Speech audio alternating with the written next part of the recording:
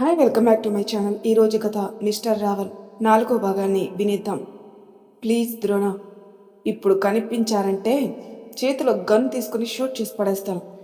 డైరెక్ట్గా గన్ వాళ్ళకి గురి పెడతాడు. వాళ్ళిద్దరూ గబగబా ఆ రూమ్ నుంచి బయటికి వెళ్ళిపోతారు. గన్ అక్కడే పెట్టేసి ద్రోణ కూడా గదిలో నుంచి బయటకు వస్తాడు. అక్కడ ఎవరూ కనిపించరు. అన్ని రూమ్లు చెక్ చేసుకుంటూ వస్తాడు. దర్శిని గదిలోకి వెళ్ళి చూస్తాడు. తను పడుకొని ఉంటుంది. దగ్గరికి వెళ్ళి తన ఫేస్ని చూస్తుంటాడు.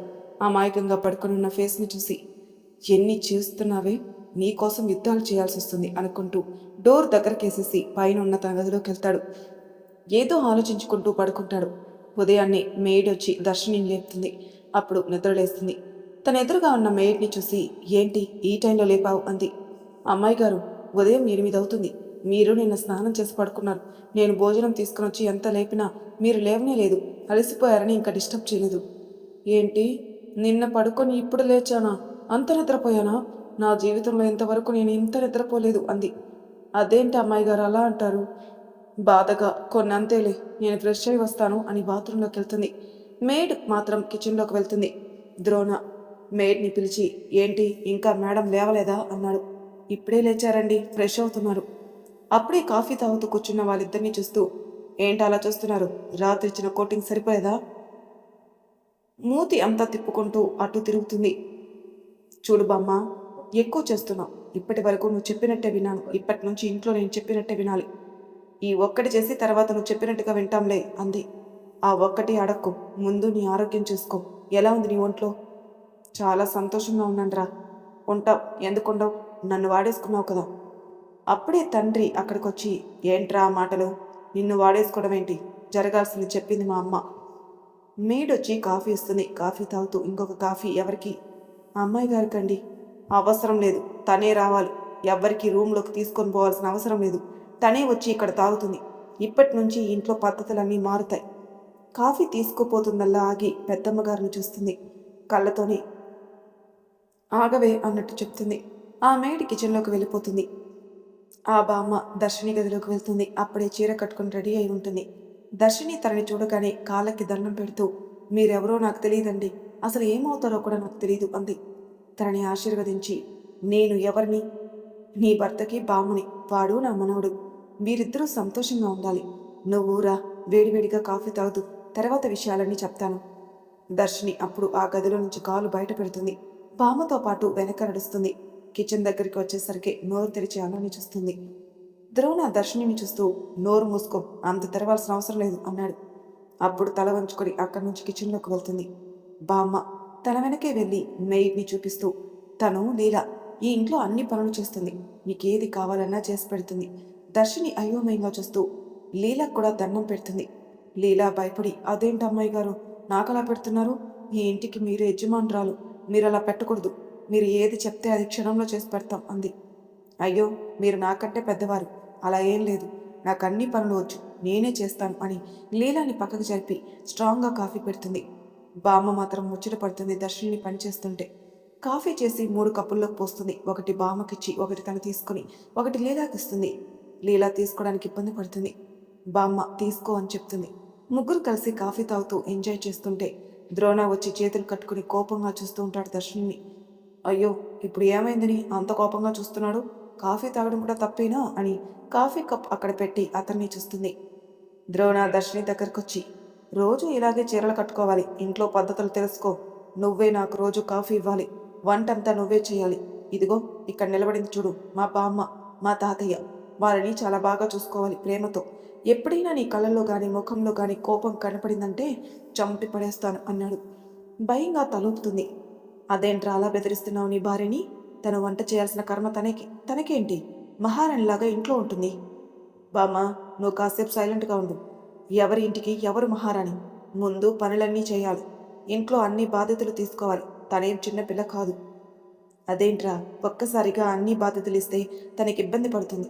మీరిద్దరూ హాయిగా ఎంజాయ్ చేయండి, చిలక గోరింకల్లాగా ఉన్నారు కదా. ద్రోణ వాళ్ళ బామ్మని ఉరిమినట్టు చూస్తాడు. బామ్మ మాత్రం పట్టించుకోకుండా దర్శిని దగ్గరికి వెళ్ళి, ఈరోజు కొంచెం పూజ ఉందమ్మా, కార్యం చేయాలి కదా అంది. దర్శినికి అర్థం కాక, ఏంటి బామ్మ కార్యం అంటే అంది.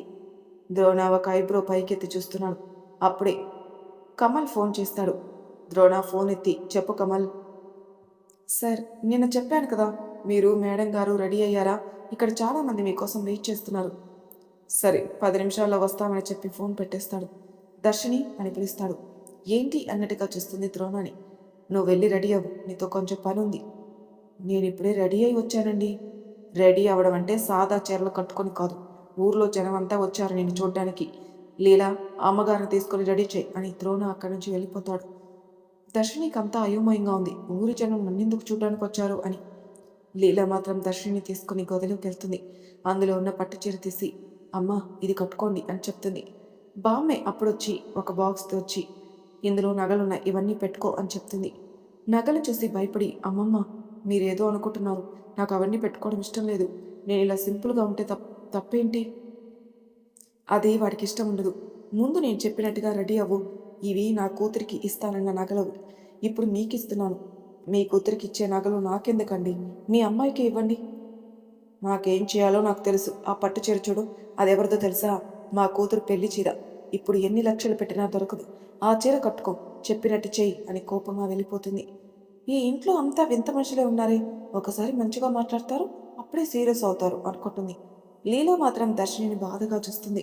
దర్శిని ఏమీ చేయలేక ఆ చీరని చూస్తుంది. చేత్తో చీరని తడుతుంటే చాలా మంచిగా అనిపిస్తుంది. అంత బాగుంది అని పట్టు చీర, ఇది కట్టుకునే అంత అర్హత నాకుందా అనుకుంటుంది. డ్రెస్సింగ్ రూమ్లోకి వెళ్ళి చీర చక్కగా కట్టుకుని బయటకు వస్తుంది. లీల దర్శనం చూసి, ఇంత బాగా కట్టుకున్నావమ్మా, ఈ చీరకే అందం వచ్చింది, నీకు కట్టే అని బాక్స్లో ఉన్న నగలు ఒక్కొక్కటిగా దర్శనికి ఇస్తుంది. పెట్టుకోవడం నచ్చకున్నా బలవంతంగా అవన్నీ పెట్టుకుంటుంది. చూడగానే ఒక రాజమాతలాగా అనిపిస్తుంది దర్శనికి.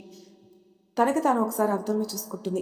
నేనేనా అన్నట్టుగా చూస్తుంది, అంత అందంగా కనిపిస్తుంది. అప్పుడే లీల దర్శిని తీసుకుని బయటకు వస్తుంది. హాల్లో కూర్చున్న వాళ్ళంతా దర్శిని వింతగా చూస్తుంటారు. ద్రోణ మాత్రం పైనుంచి మెట్లు దిగుతూ వస్తాడు. పట్టు పంచ కట్టుకుని రాయల్గా దిగి వస్తున్నాడు. ఒక సింహంలాగా నడుస్తూ వస్తున్నట్లు అనిపిస్తుంది. వచ్చి దర్శిని చూస్తాడు. ఒక క్షణం హార్ట్ బీట్ ఒక్కసారిగా కొట్టుకుంటుంది. వెంటనే తన చూపు మార్చుకుంటాడు. తన చేయి పట్టుకుని బయటికెళ్ళి నిలబడతాడు.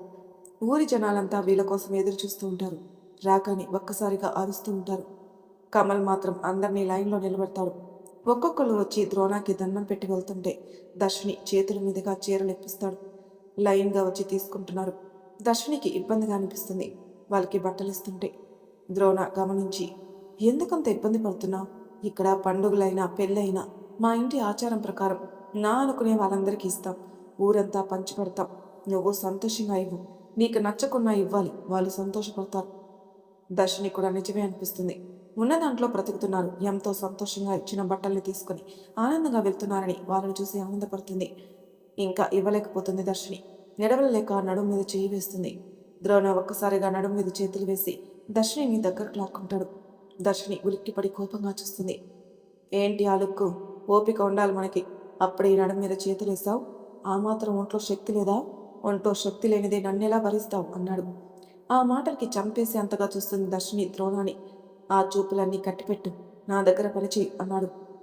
అప్పుడే వాళ్ళ నాన్నొచ్చి, అమ్మా తల్లి, చాలాసేపు అయింది కదా, నువ్వు ఇంట్లోకి వెళ్ళి రెస్ట్ తీసుకో, మిగతా అన్నీ నేను ఇచ్చేస్తాను. అమ్మయ్య అనుకుంటూ మనసులో మావయ్య గారు వచ్చి కాపాడారు అని థ్యాంక్స్ మావయ్య అని గబగబా ఇంట్లోకి వెళ్ళిపోతుంది. ద్రోణ వాళ్ళ నాన్న సీరియస్గా చూస్తూ, ఏంటి మీరు మధ్యలో రావడం అన్నాడు. ద్రోణ, ఏదో అమ్మాయిని పెళ్లి చేసుకున్నా లాక్కొని వచ్చావు. ఆ అమ్మాయి మనసేంటో ఏం పద్ధతిలో తెలుసుకోవు. నీకు ఏది నచ్చితే ఎదుటి వాళ్ళు కూడా అదే నచ్చాలి అనుకుంటావు. పాపం చాలాసేపటి నుంచి ఆ అమ్మాయి నిలబడలేకపోతుంది, అందుకే పంపించాను. నువ్వు కూడా వెళ్ళు అమ్మాయితో దగ్గరికి. ద్రోణ కూడా అక్కడి నుంచి వెళ్ళిపోతాడు. మిగతాదంతా అక్కడున్న వాళ్ళ చేతుల మీదుగా అందరికీ బట్టలు పంచిపెడతారు. ఊరంతా సంతోషంగా ఉంటారు. కొంత దూరంలో ఒకరు మాత్రం కోపంతో రగిలిపోతూ ఉంటారు. ద్రోణ వెళ్ళడమే. దర్శిని దగ్గరికి వెళ్ళి, ఏదైనా పని చేసినప్పుడు కరెక్ట్గా చేయాలి, సగంలో వదిలేయద్దు. ఈ మహల్ అంతా చూసావా ఎలా ఉందో? వచ్చి ఒకటే రోజైంది, అంతా ఎలా చూస్తాను అని తన గదిలోకి వెళ్తుంది. అప్పటి వరకు తన ఒంటి మీద నగలన్నీ బరువుగా అనిపిస్తున్నాయి. నాయి కాని నేనెందుకు వేసుకోవాలి? ఒక్కొక్కటిగా తీసి ఆ బాక్స్లో పదిలంగా పెడుతుంది. డ్రెస్సింగ్ రూమ్లోకి వెళ్ళి ఆ చీర విప్పేసి మామూలు చీర కట్టుకుని బయటకు వస్తుంది. తనని అద్దంలో చూసుకుంటే సడన్గా ద్రోణ గదిలోకి వస్తాడు. రావడమే తన మీదకి లాక్కుని, ఏంటి అన్నీ తీసేసావు, చీర కూడా మార్చావు? అవి నాయి కానివి నాకు బరువు అవుతాయి, నాకు అవసరం లేదు. ఊరి జనాల కోసం కట్టుకుని నగలు పెట్టుకున్నాను, అవి నాకొద్దు. నాకు ఇలా చాలా సింపుల్గా ఉండడమే నాకు ఇష్టం. నీకు ఎన్ని మాటలొచ్చు అన్నట్టు నాకు తెలియదే. చూస్తే ఏమీ మాట్లాడినట్టుంటావు కానీ మాటకు మాట సమాధానం ఇస్తున్నావు. ఎదుటివారి నుంచి ప్రెషర్ ఎక్కువైతేనే నాలో నుంచి మాటలు వస్తాయి. నన్ను టచ్ చేస్తున్నారు, నన్ను ఎందుకు మీదికి లాక్కుంటున్నారు, నాకు ఇష్టం లేదు అంది. ఇంకా దగ్గరికి లాక్కుని, నువ్వు దర్శన్ భార్యవి, గుర్తుపెట్టుకో. ఇష్టం లేదన్నా ఇష్టం చేసుకో. మీ ప్రేమ అంతా ఊరి వాళ్ళ ముందు చూపించండి, నా ముందు కాదు. భార్యకి ఇష్టం లేకుండా చేయి వేయడం కూడా తప్పే. అది తెలవకుండా ఉన్నారా? ఈ ఊరిని చుట్టుపక్కల గ్రామాలని ఎలా కాపాడతారు? ద్రోణాకి నరాలన్నీ బిగుసుకుపోయి పిడికిలి బిగించి దర్శిని తోసేసి గదిలో నుంచి బయటకెళ్తాడు. దర్శినికి భయంగా ఉన్నా అనే మాటలైతే అంటుంది, ఏమైనా జరగని అని అనుకుని గదిలో నుంచి బయటకు వస్తుంది. అప్పుడు ఒక్కసారిగా ఇల్లంతా చూస్తుంది. కోట అంటే కోటలాగానే ఉంది. ఎక్కడ చూసినా పూలతో నిండి ఉంది. అంతా డెకరేషన్గా ఉంది. కిచెనే ఎంత పెద్దది ఉంటుందా? ఈ కిచెన్లో సిటీలో అయితే చిన్న కుటుంబం కాపురం చేస్తారు అనుకుంటుంది. అలా హాల్ అంతా తిరుగుతూ కిచెన్లో ప్రతి వస్తువులు చూస్తుంది. అంతా ఇత్తడి సామాన్లతోనే ఉంటుంది. ప్రతి వంట ఇత్తడి వాటితోనే చేస్తున్నారు. స్టీల్ గిన్నెలు మాత్రం కనబడవు. ఆశ్చర్యపోతుంది. ఈ కాలంలో కూడా వీటితో వంటలు చేస్తున్నారా అని. అక్కడి నుంచి అన్ని రూమ్లు చూస్తుంది. ఇదేంటి, ఉన్నదే 4 మనుషులకి ఇన్ని గదులా అని. కిందని 4 గదులుంటే ఇంకా పైన ఎన్ని గదులుండాలో. మెల్లగా మెట్లెక్కి పై గదులకు వెళ్తుంది. ఒక గది ఆకర్షిస్తుంది. అది తాళం వేసి ఉంటుంది. దగ్గరికి వెళ్ళి తాళాన్ని చూస్తుంది. ఎందుకో మనసంతా పీకినట్టుగా అనిపిస్తుంది. ఇంతలో అక్కడికి ఒక మేడొచ్చి, అమ్మా, ఆ గది వైపు వెళ్ళొద్దు, సార్కి కోపం వస్తుంది. నేనన్నీ చూస్తూ ఇక్కడికి వచ్చాను అని గది నుంచి దాటుతుంది. వేరే గదిలోకి వెళ్తుంది. ద్రోణ గదిలోకి వెళ్ళగానే ఆశ్చర్యంగా కళ్ళు ఊడిపడే విధంగా చూస్తుంది. ఎంత అందంగా ఉంది! ఆ బెడ్డుని చూడగానే ముచ్చటేస్తుంది. గబగబా వెళ్ళి ఆ బెడ్ మీద కూర్చొని ఆ బెడ్ మీద ఎగురుతుంది. ఎదురుగా పెద్ద టీవీ, బాల్కనీ నుంచి అన్ని పూల చెట్లు. బాత్రూమ్ డోర్ తీసి చూస్తుంది. అది ఒక చిన్నపాటి గదిలాగా ఉంది. ఆశ్చర్యంగా బయటకు వస్తుంది. కబోర్డ్లన్నీ ఓపెన్ చేస్తుంది. అందులో ఉన్న బట్టలను చూసి షాక్ అవుతూ అప్పుడు అనుకుంటుంది, ఇది ద్రోణ రూమ్ అని. భయంతో ఉనికిపోతుంది. వెంటనే కబోర్డు మూసేయబోతుంది. అందులో ఒక ఫోటో చూస్తుంది. ఆ ఫోటో చూసి ఆగి ఆ ఫోటో తీయాలనుకుంటుంది. అప్పుడే ఒక గట్టిగా వినపడుతుంది ఒక అరుపు, ఆగు అని. భయంతో అటు తిరిగి చూస్తుంది. నిప్పులు కక్కుతున్నట్టుగా ఉన్నాడు ద్రోణ. కోపంగా నరాలన్నీ తేలి ఉంటాయి. అతన్ని చూడగానే భయంతో పక్కకి జరుగుతుంది. అతను ఒక అడుగు వేసి దగ్గరికి వస్తుంటే దర్శిని దూరం జరుగుతుంది. అక్కడే ఉన్న గోడకి లాక్ అవుతుంది. ద్రోణ దగ్గరకొచ్చి, ఇందాకేదో అన్నావు, ఎవరిని చూసుకోలేనా? నీ అంత చదువుకోలేదేమో. నా భారీగా నీ దగ్గరకు వచ్చే హక్కు నాకుంది. అయినా ఏంటి నా గదిలోకి ఎందుకు వచ్చావు? నా పర్మిషన్ లేనిది నా గదిలోకి వచ్చి నా వస్తువుని టచ్ చేస్తున్నా? ఇది నువ్వు చదువుకున్న సంస్కారమా అన్నాడు. దర్శిని ద్రోణ కళ్ళలోకి సూటిగా చూస్తూ, నేను కావాలని రాలేదు, అన్ని గదులు చూస్తున్నాను.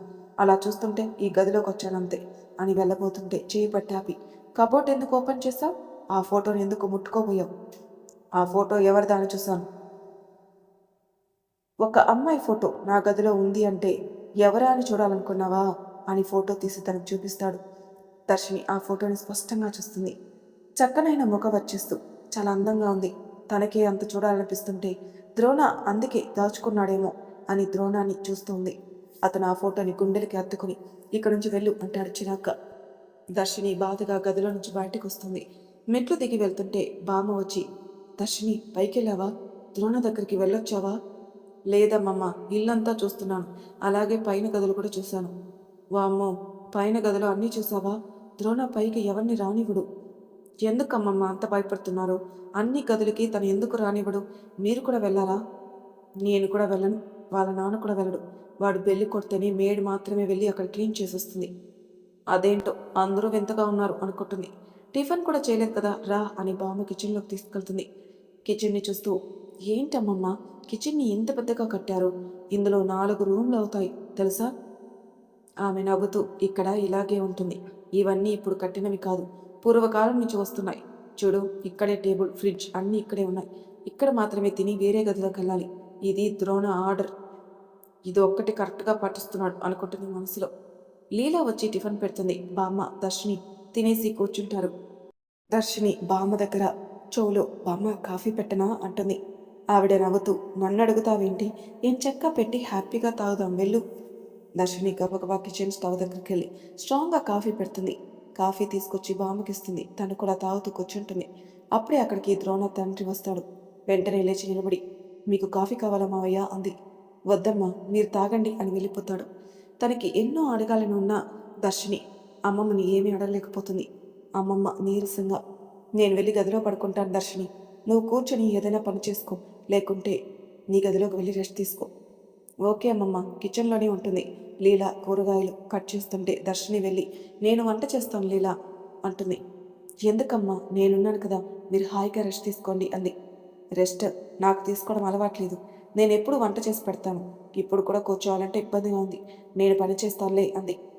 లీలాతో మాట్లాడుతూ వంటలన్నీ కంప్లీట్ చేస్తుంది. అన్ని టేబుల్ మీద లంచ్ అరేంజ్ చేసి పెడుతుంది దర్శిని. కాసేపు రెస్ట్ తీసుకుంటానని గదిలోకి వెళ్తుంది. బెడ్ మీద ఒరిగి కూర్చొని ఉంటుంది. సడన్గా లీలా వచ్చి, అమ్మా ఒకసారి రండి అని పిలుస్తుంది. ఏమైంది లీలా, అమ్మమ్మ ఏమైనా? లేదమ్మా, ఒకసారి రండి. దర్శిని గబగబా లీలా వెనకే వెళ్తుంది. అక్కడికి వెళ్ళేసరికి టేబుల్ దగ్గర ద్రోణ కూర్చొని ఉంటాడు. కొంచెం తినేసి ఉంటాడు ద్రోణ. దర్శినిని చూడంగానే కోపంగా లేచి వెళ్ళి తన గొంతు పట్టుకుంటాడు. నీకిష్టం లేకపోతే చేయకు, అంతేగాని ఇక్కడున్న వాళ్ళందరినీ చంపేద్దామనుకుంటున్నావా అని తన గొంతుని బలంగా నొక్కుతాడు. దర్శినికి ఊపిరాడక గిలగిలా కొట్టుకుంటూ ఉంటే లీలా కాళ్ళ మీద పడి, బాబుగారు వదిలేయండి, అమ్మాయి గారు అలా తప్పు చేసి ఉండరు, ఫస్ట్ టైం కదా, ఏదో పొరపాటు జరుగుండొచ్చు అని వేడుకుంటుంది. అప్పుడే అక్కడికి వచ్చిన అతను ద్రోణ అని గట్టిగా అరుస్తాడు. ఉలిక్కిపడి అటు చూసి దర్శినిని వదిలేస్తాడు. కింద పడ్డ దర్శిని మెల్లగా శ్వాస తీసుకుంటుంది. లీలా వెళ్ళి వాటర్ తీసుకుని వచ్చేస్తుంది. వాటర్ తాగి ద్రోణాన్ని చూస్తుంది. నీకు బుద్ధుందా? పెళ్లి చేసుకొని తీసుకొచ్చావు, మంచిగా మాట్లాడుకున్నా పర్వాలేదు, అలా గొంతులోకి చంపుతున్నావు ఎందుకు? చంపడానిక తీసుకుని వచ్చావు? నాకు ఎదురు తిరిగితే అంతే ఉంటుంది. ఇంట్లో వంట చేయమన్నాన్ని దాంట్లో ఎంత ఉప్పు కారం వేస్తే తినే వాళ్ళందరూ పరిస్థితి ఏంటి? బామ్మకి తాతయ్య తినగలరా? వాళ్ళకి ఏమైనా అయితే? ఫస్ట్ నువ్వు తిన్నావు కదా, బాగా లేకుంటే చెప్పు, లీలాలని వండుతుంది, అంతేగాని కావాలని ఉప్పు కారం ఎవరు వేయరు. వాళ్ళు మాట్లాడుకుందంతా విని దర్శిని షాక్ అవుతుంది. లీలా వైపు చూస్తుంది. లీలా తల వంచుకొని ఉంటుంది. దర్శినికి అక్కడ ఏదో జరిగిందనుకుంటుంది. అయినా ఇంట్లో ఎవరూ లేరు కదా, ఇలా ఎలా జరిగింది అనుకుంటుంది. లీలా దర్శిని లేపి గదిలోకి తీసుకెళ్తుంటే ద్రోణ ఆపి, ఇంకొకసారి ఇలా రిపీట్ జరిగిందంటే ఊరుకోను అన్నాడు. తల వంచుకొని అక్కడి నుంచి వెళ్ళిపోతుంది. అప్పుడే ఇంట్లోకి ఒకళ్ళు ఎంట్రీ ఇస్తారు. వాళ్ళు రావడమే ద్రోణాన్ని గట్టిగా వాటేసుకుంటుంది. గదిలోకి వెళ్తుందల్లా దర్శిని ఒకసారి వెనక్కి తిరిగి చూస్తుంది. ఆవిడ మాత్రం ద్రోణ ముఖం అంతా ముద్దులు పెడుతుంది. ద్రోణకి ఊపిరాడనీయకుండా చేస్తుంది. దర్శిని వింతగా చూస్తుంది ఇద్దరిని. అలా పెడుతుంటే కూడా ద్రోణ తనని దూరం నెట్టేయడు. ఇంకా గట్టిగా వాటేసుకుంటున్నాడు. లీల దర్శినిని అది చూడొద్దని తొందరగా గదిలోకి వెళ్దామంటుంది. ఆ మాటలు దర్శినికి వినపడవు. మైండ్ చూపు అంతా వాళ్ళిద్దరి మీదే ఉంది. దర్శినిని చూస్తూనే ఆమె చేయి పట్టుకుని మెట్లెక్కుతుంటాడు. వాళ్ళని చూసుకుంటూనే దర్శిని గదిలోకి వెళ్తుంది. ద్రోణ సైడ్ స్మైల్ ఇచ్చి తనని దగ్గరకు లాక్కొని ఇంకో గదిలోకి వెళ్తాడు. మరి తర్వాయి భాగంలో ఏం జరుగుతుందో నెక్స్ట్ ఎపిసోడ్లో తెలుసుకుందాం. అంతవరకు మా ఛానల్ సబ్స్క్రైబ్ చేయని వాళ్ళు ప్లీజ్ సబ్స్క్రైబ్ చేసుకొని లైక్ చేసి షేర్ చేయండి. మీ అభిప్రాయాలు నాకు కామెంట్ రూపంలో తెలియచేయండి. Thank you for listening.